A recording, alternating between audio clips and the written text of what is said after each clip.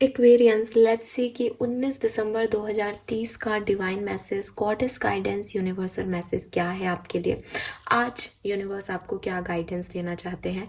और उससे पहले मैं आज सबका थैंक यू कहना चाहूँगी, क्योंकि आज इस चैनल को हो गए हैं पूरा 1 year. So thank you so much आप सभी के सपोर्ट के लिए। And I really really really shows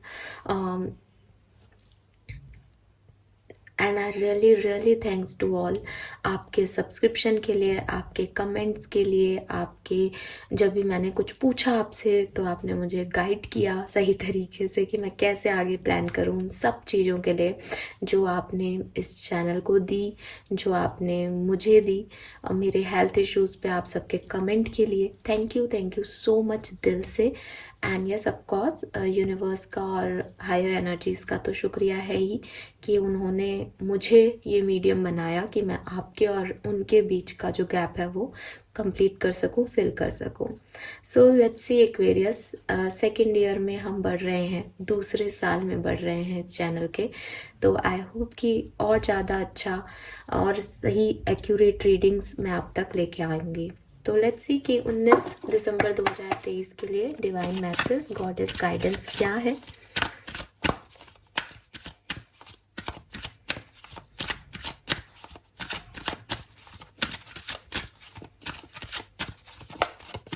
Please universe, please divine power, please spirit guides, please give me the accurate message which are in our higher goods. Thank you. So we have Mother Earth, beautiful. Then we have High Priestess. Oh my God, आज के सारे messages भी ऐसे ही हैं, जैसे gratitude ही show हो रहा है सच में. And we have Prosperity. Thank you so much. सो ये है मैसेज और बॉटम में है fairness. This situation will be handled in a fair and just manner. See Aquarius, सबसे पहले तो यूनिवर्स आपको ये कहना चाहते हैं कि यूनिवर्स का जो फेयरनेस और बैलेंस करने का तरीका है वो शायद आपका और मेरा जैसा नहीं है। हम एज ए ह्यूमन बीइंग सोचते हैं कि अगर हमारे लिए किसी ने कुछ गलत किया तो उसके साथ भी कुछ गलत हो जाए। हमें लगता है कि अगर मुझसे कोई गलती हो गई तो अब मुझे भी कुछ, मेरे साथ भी कुछ गलत हो जाएगा। एंड हम वो क्विक मानते हैं, हमें लगता है कि आज कुछ किया है तो कल कुछ सज़ा मिल जाएगी। कई बार हम ऐसा सोचते भी हैं कि हाँ यार, कल मेरे से वो गलती हो गई थी और देखो आज मेरे साथ ये बुरा हो गया, ये ज़रूर उस वजह से हुआ है। और हमें लगता है कि हमें कर्मा मिल गया। और फिर जब लोगों के साथ ऐसा नहीं होता तो हमें लगता है कि यार वो इतना बुरा कर रहे हैं, इतना गलत कर रहे हैं, उनको तो कोई फ़र्क नहीं पड़ रहा, उनकी लाइफ में तो सब कुछ बैलेंस है। ये कैसा जस्टिस है यूनिवर्स का। तो यूनिवर्स का काम करने का तरीका थोड़ा डिफरेंट है एक्वेरियस। और वो तरीका जो है उसके लिए मैं आपको एक स्टोरी सुनाती हूँ आज, ठीक है। मैं जानती हूँ रीडिंग लंबी हो जाएगी और शायद कुछ लोग हैं जो आज की रीडिंग ना देखें, बट आज 1 ईयर कंप्लीट कर रहे हैं तो मैं चाहूँगी कि मैं आपको ये कहानी सुनाऊँ ताकि इस साल का जो लेसन है ये आप हमेशा याद रखें। तो एक बार क्या होता है, शायद आपने सुनी हुई हो कुछ लोगों ने, और जिन्होंने नहीं सुनी उनके लिए मैं आपको इस कार्ड का मीनिंग एक स्टोरी के रूप में सुनाती हूँ। कि एक बार एक गांव में एक गाय चराने वाला रहता था, ठीक है। उसके पास बहुत सारी गायें थी, बट वो कभी अपनी गायों को ना बांध के नहीं रखता था। वो उनका दूध निकालता था और उन्हें खुले में छोड़ देता था। और वो गाय जो है वो इधर उधर खेतों में घुस जाती थी। तो वहाँ पे एक खेत था, एक राम नाम के किसान का, उसके खेत में गाय जो है वो अक्सर घुस जाया करती थी। और वो जिसकी गाय थी, जो ग्वाला था, उसको कई बार कहते थे कि भाई ये गायों को अपनी बांध के रखा करो, इससे देखो फसलों का कितना नुकसान कर देती है तुम्हारी गाय। तो उस पर्सन को पता था कि कोई गाय को कुछ कहेगा तो सही नहीं, गाँव में तो गाय को माता मानते हैं सब लोग। तो ठीक है, जैसा चल रहा है वैसा चलने दो, कौन गायों को रखेगा, वो गंदगी करती रहेंगी दिन भर। तो उसको ऐसे लगता था, तो वो उस चीज़ को सीरियस नहीं लेता था।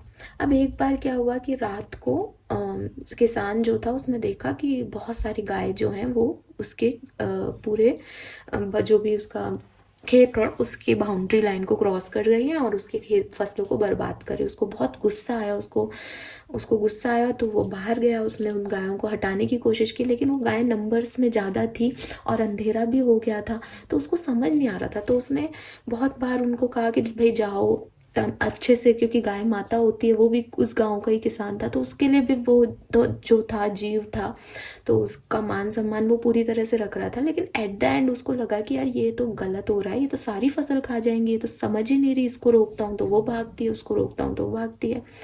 तो उस चक्करबाजी में उसने थोड़ा सा इम्पल्सिवली एक गाय के सींग पकड़े और उसको जोर से जो है पीछे की तरफ धक्का दे दिया। अब वो गाय अंधेरे में उसे दिखी नहीं, लेकिन वो गाय जो है वो पत्थर से टकरा गई और उस गाय की वहां पे मौत हो गई।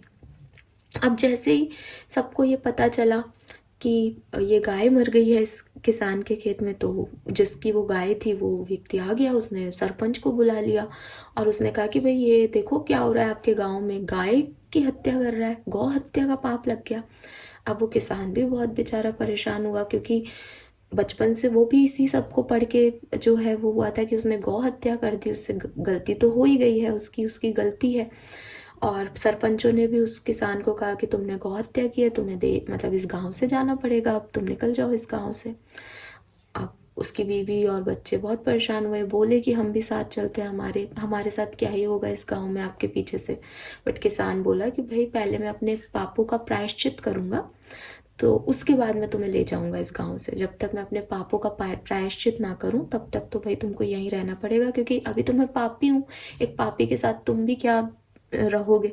तो मैंने तो गौ हत्या की है, मेरे से तो बहुत बड़ी गलती हो गई और पहले मैं इस पाप को जो है धो के आऊंगा, फिर कुछ आगे का सोचेंगे। चला जाता है वो भी। मतलब लोग उसको कुछ क्रिटिसाइज करें वो तो एक डिफरेंट बात है, वो खुद को भी क्रिटिसाइज कर रहा था, क्योंकि उसको भी लगता था उससे बहुत पाप हो गया है और अब उसकी जिंदगी में कुछ भी अच्छा नहीं हो सकता, क्योंकि उसने दुनिया का सबसे बड़ा पाप कर दिया है।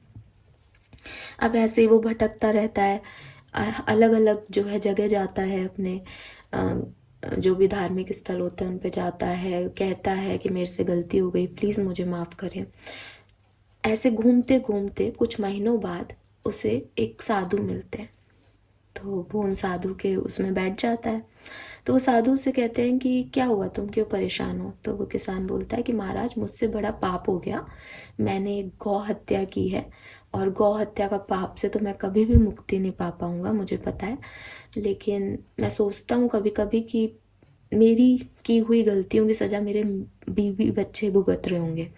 मतलब आदमी कितना गंदा कर देता है कि उसके पाप जो है उसके परिवार को भुगतने पड़ते। तो वो बहुत हंसने लग गया जो साधु था। तो वो बोले कि महाराज मेरी इतनी बुरी सिचुएशन है और आप हंस रहे हो। तो बोले कि हुआ क्या था। तो वो उसे पूरी बात बताते हैं कि ऐसे ऐसे गाय आ गई थी शाम को किस उसमें खेत में, अब मैं उनको भगाने की कोशिश कर रहा था, इतने में मैंने धक्का दिया तो वो एक गाय पत्थर से जो है वो उसका पैर मुड़ गया और पत्थर से टकरा के उसकी मौत हो गई। तो उसने बोला कि और तुम्हें लगता है कि इसमें सारी तुम्हारी गलती है। तो वो कहता है कि गलती तो सामने वाले की भी थी, लेकिन उसकी इतनी बड़ी नहीं थी जितनी मेरे से हो गई। तो वो बोलता है कि अब गायों को पालना और गायों का ध्यान नहीं रखना, क्या ये गलती नहीं है। तो वो किसान सोचने लगता है कि क्या ये गलती है, तो कर्मों का फल कैसे मिलता है, फिर मेरे साथ ये सब क्यों हो रहा है, फिर दुनिया ने मुझे क्यों निकाल दिया गांव से, लोगों ने मेरे साथ बुरा क्यों किया, मैं ये 2-3 महीने से क्यों भटक रहा हूँ। तो बोले कि तुम्हें क्या लगता है। तो बोलता है कि महाराज ये तो मेरे साथ तो बहुत गलत हुआ, अगर मेरी गलती नहीं थी और फिर भी मैं भटक रहा हूँ तो ये क्या है, फिर ये कर्मों का फल नहीं है। तो वो तो वहां पे आराम से रह रहा है और उसको तो सरपंच ने मतलब मेरा खेत बेच के पैसे भी दे दिए गाय के, नई गाय खरीदने के लिए। तो ये तो बहुत गलत हुआ है, तो मेरे साथ ही हो रहा है बुरा कर्मा, तो इसलिए मेरे साथ बुरा हुआ तो मुझे लगा शायद मुझे बुरा कर्मा का फल मिला है। तो महाराज ने कहा कि ऐसा कर कि अभी अपने 4 धाम की यात्रा को छोड़, अभी पुण्य को मत देख, अपने पाप की मतलब उसको मत कर, अभी अपने पाप को पाप ही मान और जाके गांव में देख कि क्या हो रहा है। तो वो बोलता है कि आप ये कैसे कह सकते हैं कि मुझसे पाप नहीं हुआ। तो बोले कि दुनिया जो तुम्हें निष्कर्ष निकाल के दे रही है कि वो यूनिवर्स थोड़ी निकाल के दे रहा है, वो भगवान का न्याय थोड़ी है। भगवान का न्याय देखना है तो जा गाँव में देख। तो वो जाता है अपने गांव में, वहीं पे अपनी आधी अधूरी उसको छोड़ करके, क्योंकि उसको भी लगता है कि हाँ यार, सामने वाले ने भी तो कुछ गलती की होगी, उसका कर्मा का है, मेरे को क्यों कम कर्मा मिल रहा है। वो गांव में जाता है, तो जैसे ही जाता है देखता है कि उसका घर बहुत बड़ा सारा आलीशान घर बन चुका है। तो घर में जाता है तो उसकी बीवी एकदम से आती है कि अरे आप आ गए, आप कहाँ चले गए थे, हमने आपको ढूंढने की बहुत कोशिश की। तो बोलता है कि इतना बड़ा घर तुम लोगों ने कैसे कमाया, क्या हुआ। तो बोली कि आपके जाने के बाद उस ग्वाले की तो आदत नहीं सुधरी थी, तो उसकी गाय तो जो है हर रोज दूसरे के खेतों में जाने लग गई। जब ये खेत जो है वो बिक गया तो उन्होंने शिकायत की कि इस ग्वाले की जो गाय है वो सारे गांव को परेशान करती हैं। और फिर एक दिन सरपंच जी ने देखा कि हाँ ये तो बहुत गलत हुआ, और ग्वाले की गलती थी कि वो अपनी गायों को बांध के क्यों नहीं रखता। तो जब ये रियलाइजेशन सरपंच जी को हुआ, और आपको भी निकाला दे दिया था, और दोबारा दूसरे के साथ भी हुआ, तब ये रियलाइजेशन हुआ कि गलती आपकी नहीं थी, बल्कि गलती इस व्यक्ति की थी जिसने गायों को पाला लेकिन उसका ध्यान नहीं रखा। इसलिए फिर सरपंच जी ने इसकी सारी गाय बेच के और हमको जमीन दे दी, क्योंकि आपके साथ बुरा कर दिया था, उन्होंने गलत न्याय कर दिया था, और हम आपके आने का राह देख रहे हैं। तो वो बहुत अचंभित हो गया, और उसको उस महाराज की बात भी समझ में आ गई कि जो कर्मों का फल है वो जैसा हम सोचते हैं वैसे नहीं मिलता। तो आई होप कि आप भी समझे होंगे कि जब हमें लगता है कि हमसे कोई गलती हो गई है, तो हो सकता है कि वो गलती हमारी इतनी बड़ी ना हो, क्योंकि वो सर्वहित में थी। अगर वो उस दिन इस तरह की हरकत नहीं होती तो कभी उस गांव के सरपंच जो है वो नहीं जागते। अगर वो खेत उसी किसान का रहता तो वो प्रॉब्लम भी उसी किसान की रहती। इसलिए कुछ टाइम के लिए उसकी लाइफ में एक प्रॉब्लम आई, ताकि वो खेत बिके, और फिर नए लोगों के पास जब खेत आए, जब सरपंच जी के हाथ में खेत आए, जब बिके वो, तो जो है वो पता चले कि असली प्रॉब्लम क्या है। और जब असली प्रॉब्लम पता चली तो फिर असली उसको सजा भी मिल गई, उससे सारी चीज़ें, उसकी गाय जो है ले ली गई, और इनको बरकत मिल गई, इनको वापस से इनसे बड़ा खेत मिल गया। तो इनको तो जो था उससे ज़्यादा ही मिला, क्योंकि ये अपनी जगह सही थे, और जो गलत था उसको सज़ा मिली। लेकिन उसके लिए जो प्लानिंग की यूनिवर्स ने, वो ऐसी थी ताकि वहाँ तक पहुँचा जाए, ताकि उस सज़ा तक सही कैंडिडेट को सज़ा दिलाई जा सके। तो यूनिवर्स जो है वो फेयरनेस में ऐसे काम करता है। कर्मों का फल जो है वो ऐसे मिलता है। ऐसे नहीं मिलता कि हाँ आपको चार लोग उंगली दिखा के कह रहे हैं अरे तुमने गलती किया, तुमने गलती किया, तुमने गलती की, और आप भी मान लो कि हाँ सब सही कह रहे हैं, सब कह रहे हैं तो सही कह रहे हैं, जबकि आपको भी पता था कि आपने उस गलती को ना करने के लिए कितनी कोशिशें की, पर वो परिस्थिति ऐसी बनी कि आपने ऐसा किया।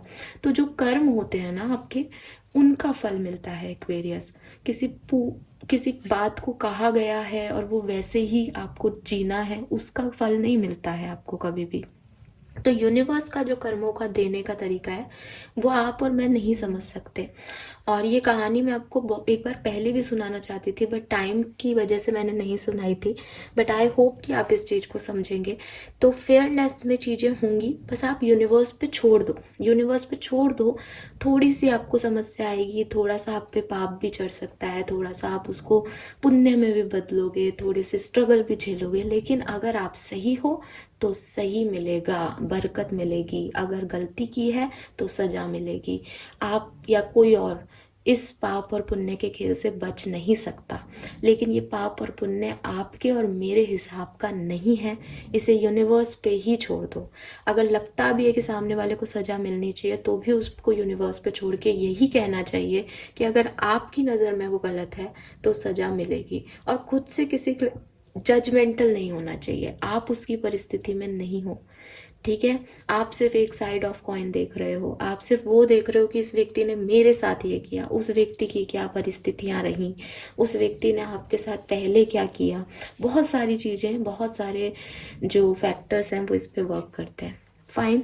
सो यहाँ पे जो पहला कार्ड है वो है मदर अर्थ, जो कि मुझे कह रहा है you are called upon to help with environmentalism. So आप में से काफ़ी लोगों को ये बात आज गाइड की जा रही है कि आप अपनी धरती का, अपनी पृथ्वी का, अपनी अर्थ का ध्यान रखें।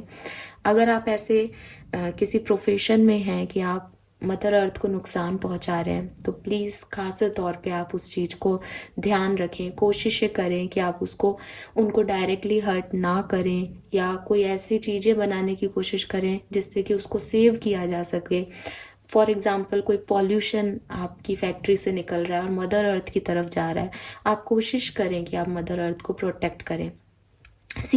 इस चीज़ को भी समझना होगा कि बहुत सारे लोग ना बिल्कुल आराम से रहते हैं धरती पे, अरे ठीक है ना, हमारा हमारा क्या कहते हैं, वो हमारा गोला है, हम रह रहे हैं उस पर, क्या प्रॉब्लम है, प्लैनेट है, हमें यूनिवर्स ने दिया है। बट जहाँ हम बात करते हैं हायर पावर्स की, वहाँ ऐसे कई सारे प्लैनेट्स घूम रहे हैं एक्वेरियस, और आपको ये प्लैनेट मिला है जहाँ पानी भी है, जहाँ आप के पास ऑक्सीजन भी है। आपको ग्रैटिट्यूड शो करना चाहिए। जैसे आप भगवान को ग्रैटिट्यूड देते हो कि उन्होंने आपको ये ज़िंदगी दी, वैसे ही आपको मदर अर्थ को भी ग्रैटिट्यूड शो करना चाहिए कि वो आपको ये सारी चीज़ें दे रही है। ये प्लैनेट मिला, किसी और प्लैनेट पे होते तो मास्क लगा के घूम रहे होते अब तक। तो हमेशा एक ग्रैटिट्यूड रखना चाहिए।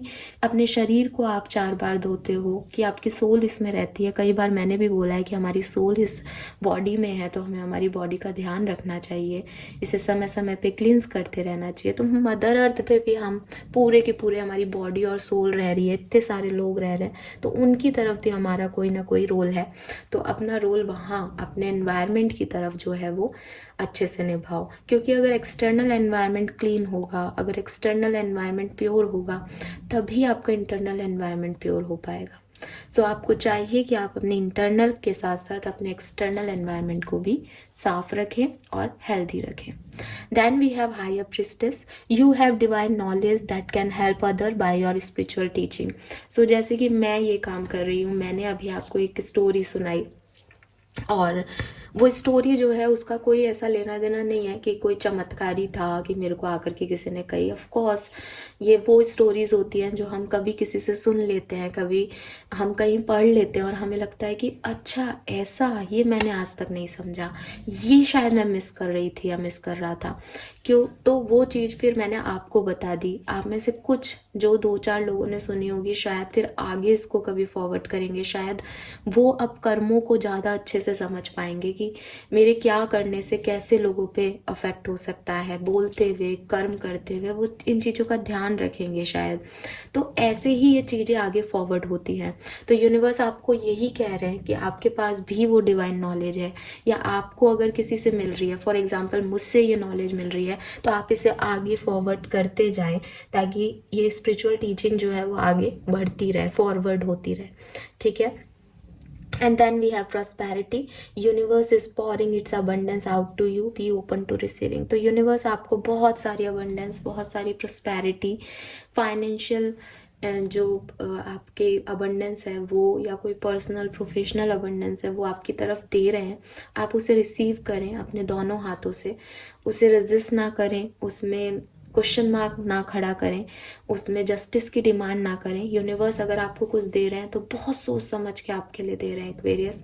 आप उसे एक्सेप्ट करें और थैंक यू करें, ग्रैटिट्यूड शो करें यूनिवर्स को कि उन्होंने आपके लिए ये राहें ओपन की हैं, ये गेट ओपन किए हैं।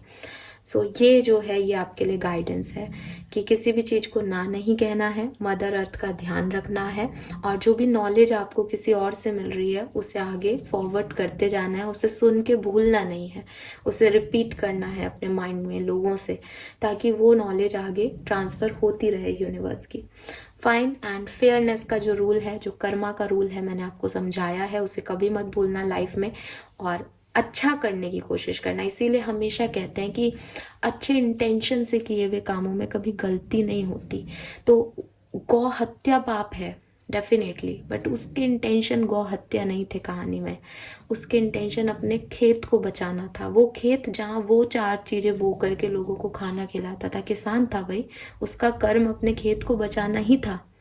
तो हर व्यक्ति का अपना कर्म है। अगर आप अपने कर्म प्रॉपरली कर रहे हो तो फिर सब कुछ सही है, फिर उसमें आपको बिल्कुल सोचने की ज़रूरत नहीं है कि क्या होगा क्या नहीं। लोग हैं उंगलियां उठाने के लिए ही हैं, डराने के लिए ही हैं। आप ना डरें, बस अपना फेथ यूनिवर्स में बनाए रखें। Fine Aquarius, this is all for you. Thank you so much reading को देखने के लिए। चैनल को लाइक और सब्सक्राइब कीजिएगा। Bye bye.